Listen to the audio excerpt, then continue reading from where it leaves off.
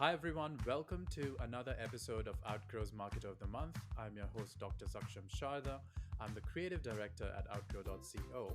And for this month, we're going to interview Megan Sullivan, who's the creative director at Nextiny Marketing. Thanks for joining us, Megan. Thanks so much for having me. Excited to be here. So, Megan, we're going to start with a rapid fire round just to break the ice. You get three Perfect. passes. In case you don't want to answer the question, you can just say pass. But try to keep your answers to one word or one sentence only, okay? Deal. All right, so the first one, at what age do you want to retire? Ooh, 40. How long does it take you to get ready in the mornings? 10 minutes. Most embarrassing moment of your life? Uh, um, Falling in front of a bunch of people when accepting an award. Okay. Favorite color? Orange. What time of day are you most inspired? Mornings.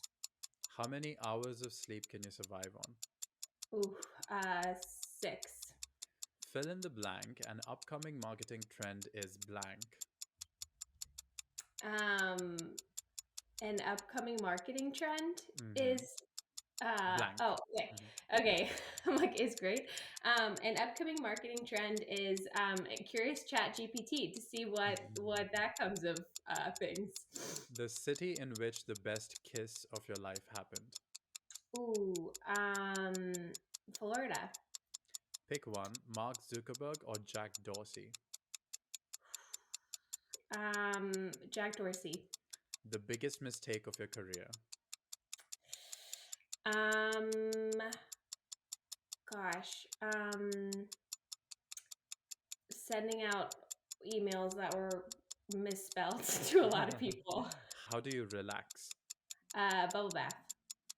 How many cups of coffee do you drink per day? 1. A habit of yours that you hate. Being on my phone too much. The most valuable skill you've learned in life. Mm, um, Resilience and treating people with kindness. And the last one is your favorite Netflix show. Ooh, right now, Survivor. Okay. All right. Well, that was the end of the rapid fire round. So now we can go on to the bigger questions and you can answer them with Awesome. as much ease as you like. So no Perfect. pressure here. Okay. So, can you tell us about your experience working in HubSpot CMS and building CMS websites? How do you ensure that the CMS website is user friendly and easy to navigate for both the client and end users? Yes, love this question. I started with the agency I'm working with now a little over 6 years ago and pretty much started right in with building websites and working within the HubSpot CMS. So, have a little over 6 years of experience specifically in the CMS platform.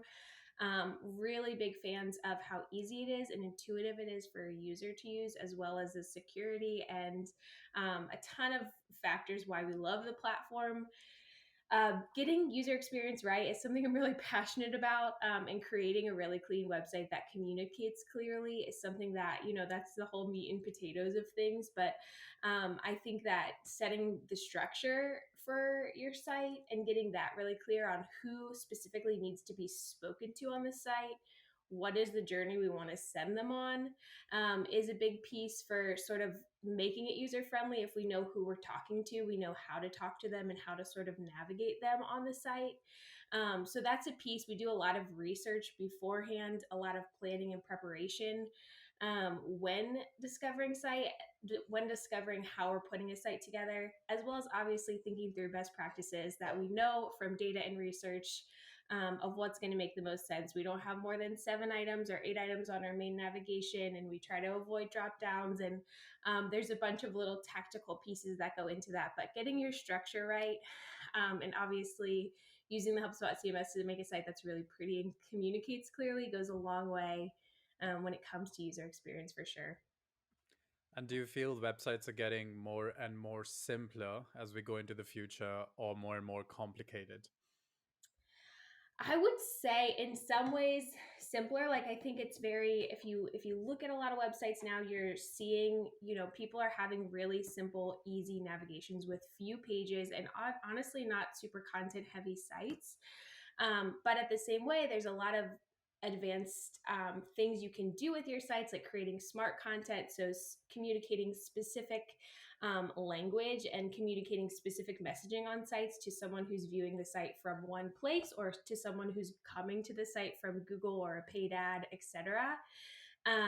So it's getting complex in some ways, but in a lot of ways, I would say sites or good sites are leaning towards being more simple, being more straightforward, having less copy, being easier to read, not having these massive, massive mega menus.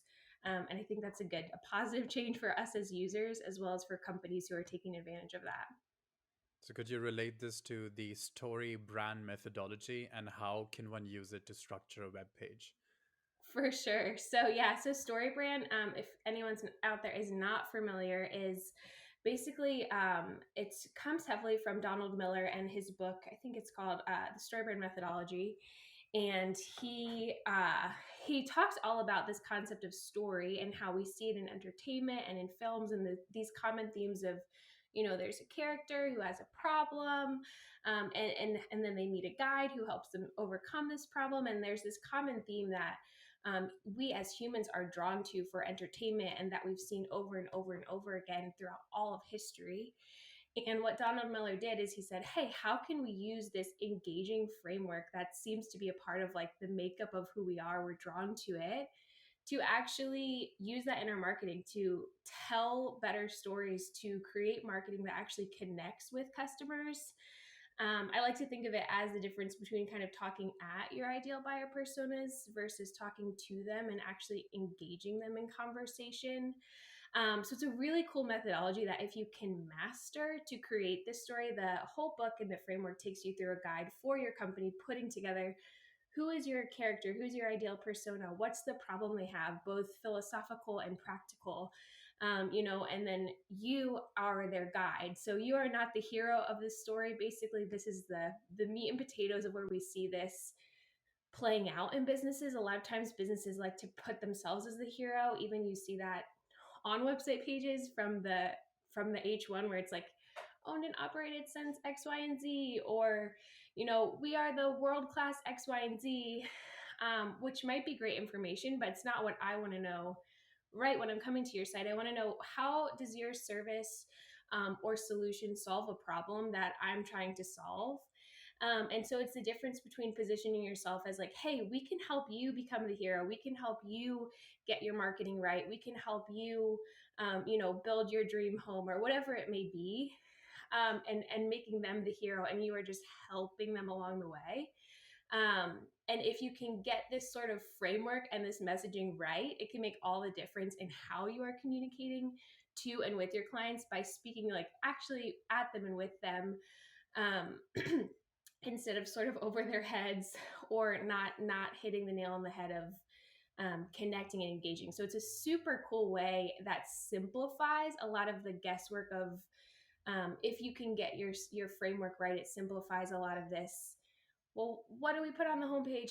You can kind of, from every page on your site or landing page or campaign, you can kind of follow this simple structure of, okay, let's introduce who we are, and then let's tell the customer we understand their problem, et cetera, et cetera. There's actually like a 7 or 8 part framework that they lay out of how to even structure your homepage specifically on your site. So it's a really powerful tool that you can even use in any aspect of your marketing. So one example of an email I just recently was talking about this with someone and had an email in my inbox, and it was 2 different companies trying to sell me a rug.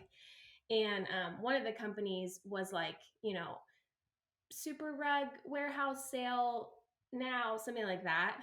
And the other company was like, check out, like, you deserve a new rug, or your house deserves a new rug, or something like that. And it was like this messaging that was like, oh yeah, like I do actually deserve a new rug. Let me check it out. And it's the difference between, speaking directly to your customers and to their needs versus, sort of talking about yourself or presenting yourself as the hero of your story, where you create this kind of like, well, I'm automatically going to identify myself as the hero of my story.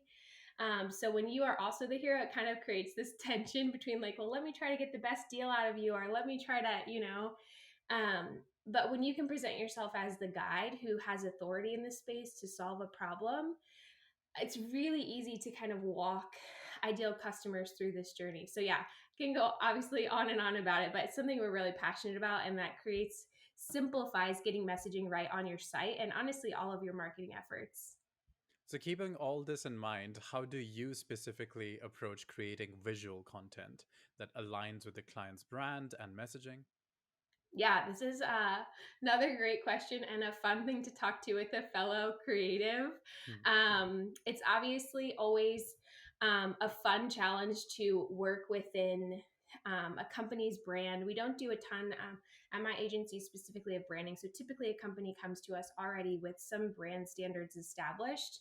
And then it's really fun to go through this process of discovering what is your brand story? What is the character we're trying to talk to? Get a really clear understanding of that, and then try to communicate that visually through story, but also through really clear and stunning creative that's easy to connect with. And a lot of that does play back on that sort of initial story of coming up with this plot line and then producing images or graphics or visual displays that align with that really clearly. Another thing that we try to do is obviously have smiling faces on sites, have people who as humans, we connect with other humans, we connect with people who are successfully experiencing our product or service. So that's something that's a story brand piece that plays out visually in a lot of our sites. But practically, yeah, just getting a really clear understanding of who the brand identity is also exploring some of their competitors, how they have done it, how can we do it better, how can we communicate better, and then sort of trying to make that into obviously a really stunning website that does the job of speaking to its users as well as converting and ultimately getting more business for the company is what we're after, right? So it's a fun and challenging task, but one that we like to be up for the challenge for. And how do you go about doing this competitor research in the first place? Yeah, I think a lot of it is obviously there's some SEO research that goes into this piece, and a lot of it is also so we look at competitor analysis from a technical SEO standpoint, who's ranking better than them for keywords they're wanting to rank for. And then take a look at how their site's set up. So maybe we can take some cues from their specific site structure. Then also, a lot of times we have a kickoff questionnaire. So our projects, our website projects with our clients start with this big initial sort of discovery piece where we take them through the questionnaire and get an understanding of how are we going to tell this story. And in that piece, a part of that is they say, okay, here's who we are constantly losing out to business to for one reason or another, or here's who's outperforming us or who's competitors in our area. So we do some of that research on our end in the back end, just through some SEO, some Moz, some Google Analytics, et cetera, and as well as using the HubSpot platform. And then also we rely on our competitors to let us know, hey, these are people who we feel are in our industry who are performing really strongly, that we want to sort of pull cues from, as well as we always have them send us over, hey, send us some examples of sites you really like, of things that you think, companies who you think are really getting it right.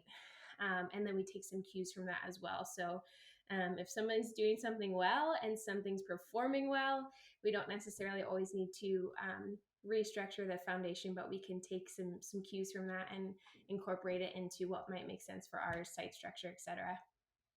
So, taking into account everything you've said till now, what would you say are the three things that every successful website must have?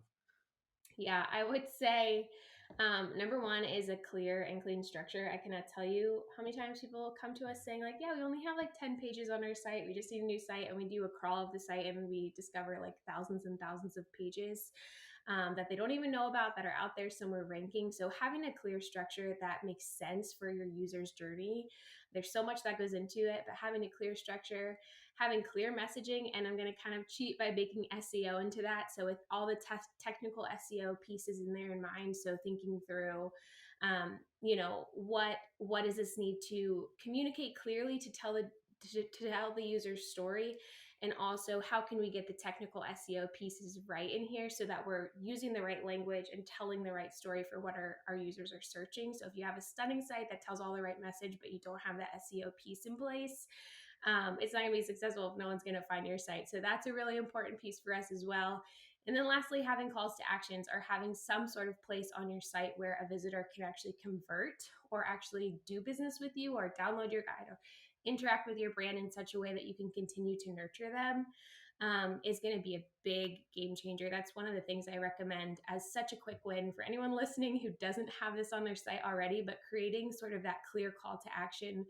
That's the first step of doing business with you. So let's say maybe that's schedule a call or booking a demo or requesting a quote or whatever that first step your sales team takes to actually engage with the client. Maybe it's buy now if you're e-commerce.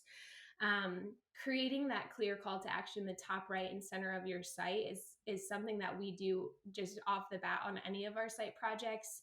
And it's insane the difference that just making it easy, reducing calories for me as a user to actually go in and say, oh, okay, I know where to get started. I don't have to go digging for it. I don't have to waste energy on my end to know how to actually just do business with you, is something that is such a quick win. But call to actions in general, having some sort of lead nurturing on your site is going to be another success that I think every website that's doing well, performing well, and generating leads needs for sure. So, do you have examples of websites that are doing well in one of these three spheres, or a website that is doing well in all three of these spheres? Any popular website you can think of, Oh gosh, or you're any putting me on the client, spot. or um, let me. I might have to think through that and send you over some. I obviously all the sites that we build selfishly, I think do that well. But then I think HubSpot actually does a decently good job. Obviously, the StoryBrand website does a really good job at following the StoryBrand methodology with all of these pieces. Um, and then, yeah, I'll have to think as far as popular websites if there's any that come to mind worth that Yeah, piece. because one thing that I've noticed is just websites getting simpler and Mhm. more minimalistic, but they really have thought through all these three things as well, while at the same time Yeah. trying to be like, minimalistic at the same time. So I was thinking of the Tesla website, for instance, Yes. is Yeah. actually quite good at doing that. So on and so forth. Yeah. Yeah, that's a great example. Yeah, a lot of it's cool to see a lot of companies moving that way because I know that's what I want to see as a user. I want you to make my life easier when I get to your site. With less options, I don't want to be overwhelmed with all the places I have to go on your site. I want to be really clear. I know who I am. I know I'm looking for. I know I'm looking to buy a Tesla or X, Y, and Z, and I know exactly where to go. And I don't have to read a ton to figure out how and where to get there. So I've been excited to see that trend become more and more popular on sites as a whole. So speaking of trends, how do you stay updated on industry trends and advancements in data-driven design and user experience?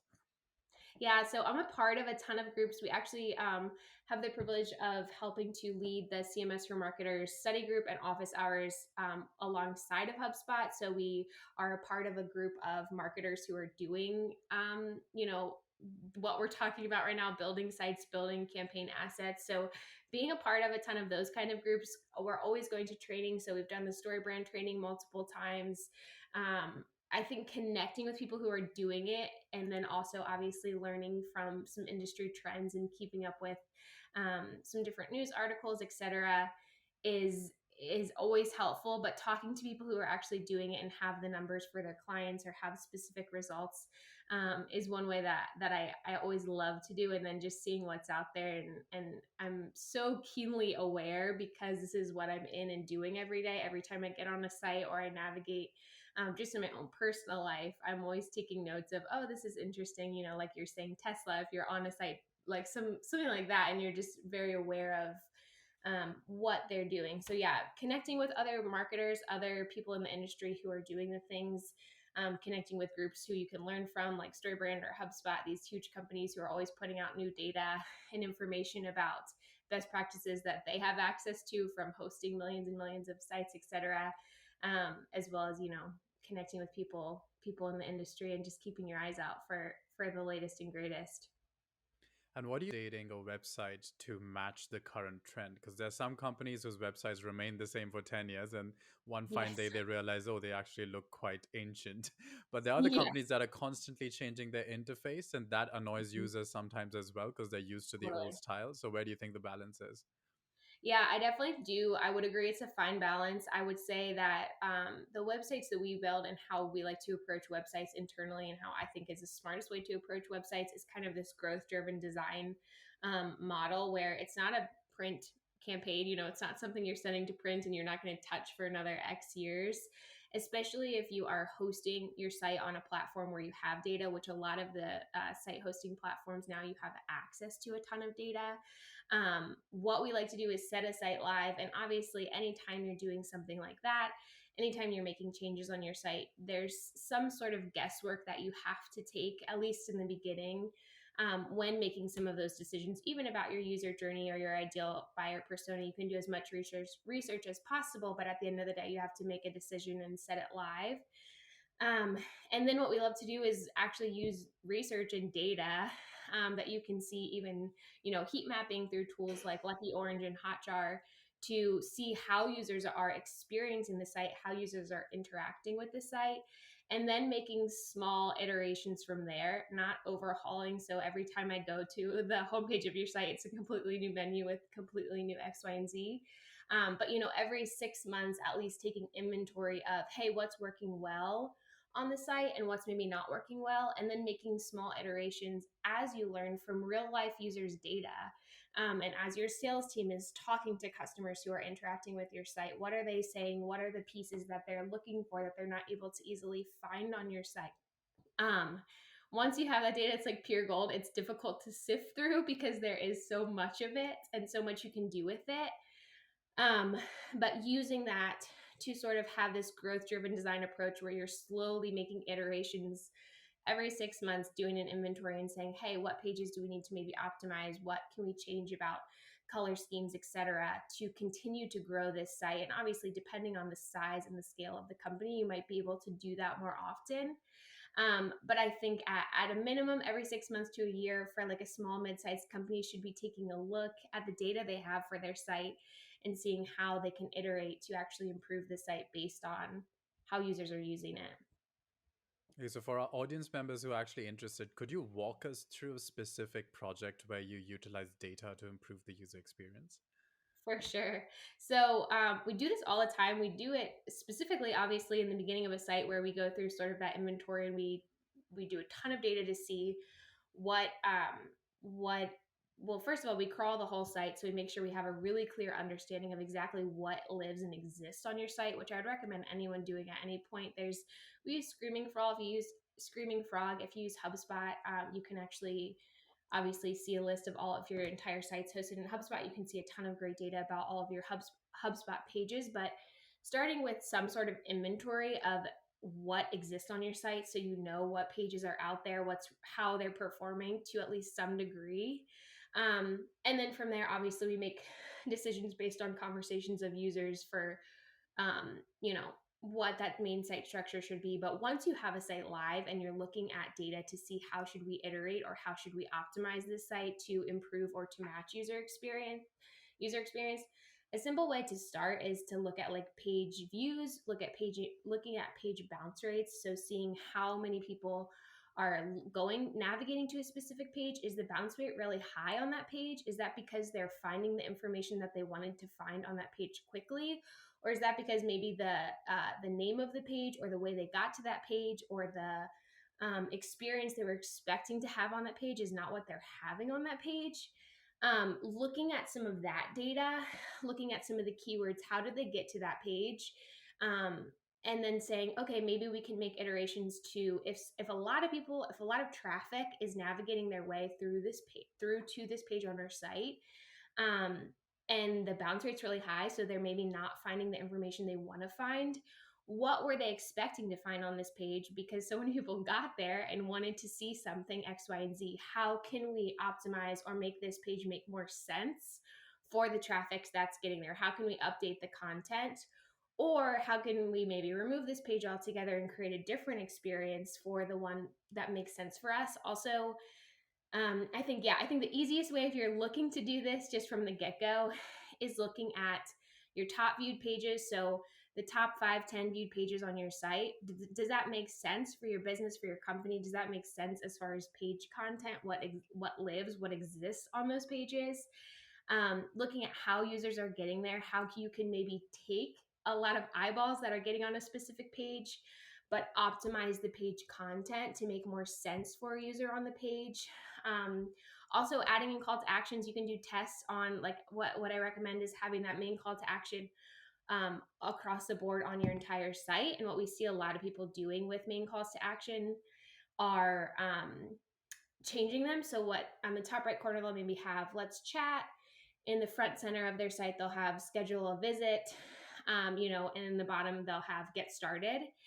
And what I would recommend, and a simple thing you can do right now to test or optimize your site, is to keep that main call to action, the language, the color, the styling of the button itself consistent every single place that it lives across your entire site. And then and there are a couple of reasons for that. Your brain needs to see something 8 times before it really registers it, so you want to reinforce that. And you're also not wasting as many calories. For me, when I'm saying what's the difference between let's chat and schedule a visit, or let's chat and get started, and I'm not sure which button to click on. So if you have these call to actions, number one, I would recommend just right off the bat, keeping them all consistent. And then number two, doing some data, switching up the messaging maybe every 5 months to from let's chat to schedule a call, and seeing which of those calls to actions is getting you more leads, more conversions, more click-through rates, etc. Focusing on the pages that you do have conversions on, starting there to do some optimizations on how many people are actually converting.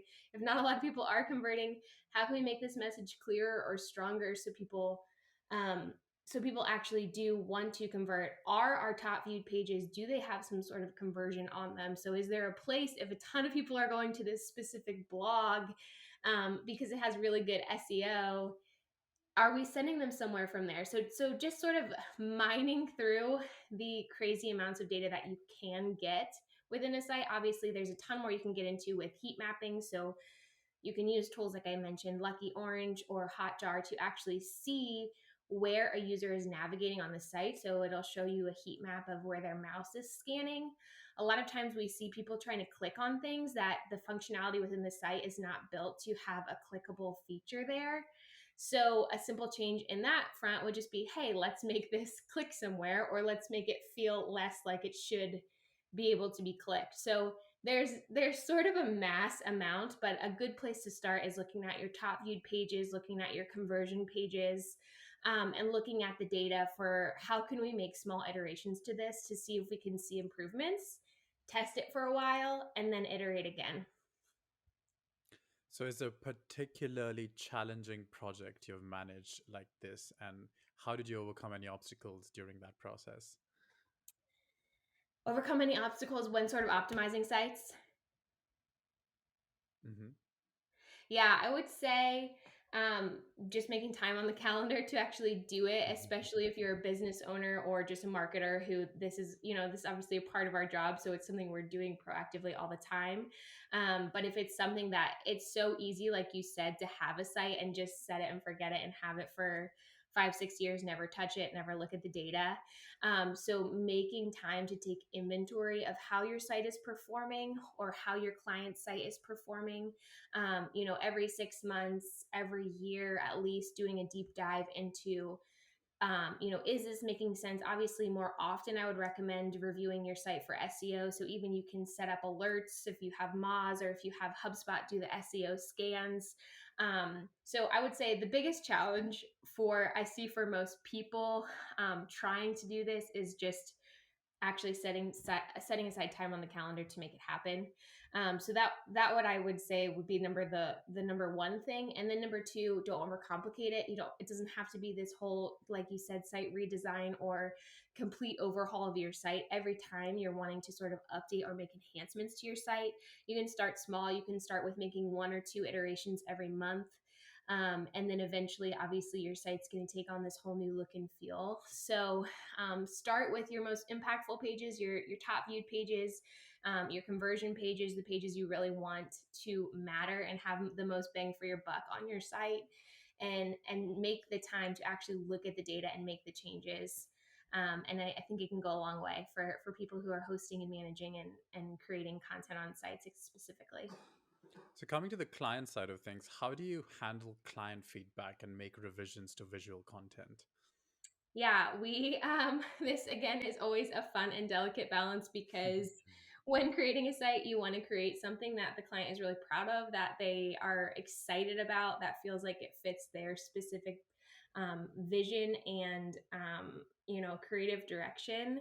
But also, there's obviously expertise, and there is sometimes design dissent or disagreement between maybe our agency or me specifically and the client, where they want to head with a specific design direction.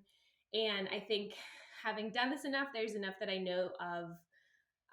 You're paying us. For me, I'm the marketing team that they're paying to work with to create a really clear site that communicates well. So there's some leverage there when saying, hey, maybe we would make this decision because of X, Y, and Z. Usually when a client has a differing opinion or wants to see something a specific way visually, what I'll do is I'll show them both options, and 9 times out of 10 when they see one option compared to another option, we can kind of lean them that way by giving them what they want and then showing them maybe a better way to do it. Is sort of the least abrasive way. And then also we have the benefit of having built so many, probably I think the agency close to 500 sites at this point, that we have a ton of data to pull from. So some of the decisions obviously are just design decisions that don't make a big impact at the end of the day. Should it be blue? Should it be green? Um, some of these are not going to be make or break, but obviously some of those decisions can be.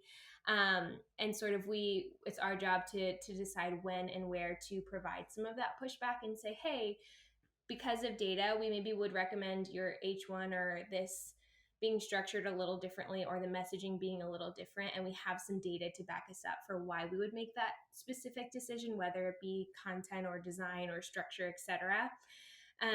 But yeah, usually if it's a specific just design decision that's not going to make a big impact on another piece, I'll try to show them both options and steer them in a direction that I think is going to be a little bit more modern and up to date and visually appealing for sure. But those are fun conversations to navigate through. It's always a fun challenge to be able to work within different brands and sort of bring something creative to the table that's going to make the brand and the customer really happy, and also feel like we're doing a good job of elevating who they are and how they're communicating as a brand. So, I suppose you have a lot of templates from which you can give choices to the clients who don't agree with a particular style. Yes, yes. Yeah, we do. We have a template library that we work with specifically, actually, which we do for a ton of different reasons, but it definitely makes some of those kinds of decisions a little easier for sure. Right. So, the last question for you is of a personal kind. It is, what would you be doing in your life right now if not this? A great question. Um, I am, fun fact, I'm a little over 7 months pregnant right now. Oh, So, yeah, so that's exciting. So I think, if not for this, looking into the future, I'm really excited as a creative about real estate. I would love to be hosting or managing rental properties, would be something I would be really excited to do in the future. And obviously, all of the marketing tools in your table go into all of that. But what I'm most excited about in the future, which I'll still be doing this, but alongside of this, is just growing and building family and having a little baby. So yeah, something along the lines of real estate or managing real estate. There's so many creative ways to be making money even online. So really interested and inspired by people who are doing that successfully through a ton of different avenues. So yeah, I'm excited for what's to come. I'm excited to be in this wheelhouse because I think it goes a long way for any other area of business or world you might find yourself in. But I think if I wasn't doing this, I'd love to be designing and managing Airbnbs. that's interesting because we also did some research on you. Our team did some research and they found that if you had all the time in the world, somewhere on the internet it says you'll buy a sailboat and go sailing. Yes, Have you said that somewhere? that's true. If money was an option, and I could be doing absolutely anything. I live in Florida, right by the water, so that would Hmm. probably be my dream life. Would just be to yeah, to be able to just sail and spend time outdoors with loved ones. Right, well, that was the last question. Thanks everyone for joining us for this month's episode of Outgrow's Marketer of the Month. That was Megan Sullivan, who is the creative director at Nextiny Marketing. Thanks for joining us, Megan. Thanks so much for having me. It was a blast. Check out their website for more details, and we'll see you next month once again with another Marketer of the Month.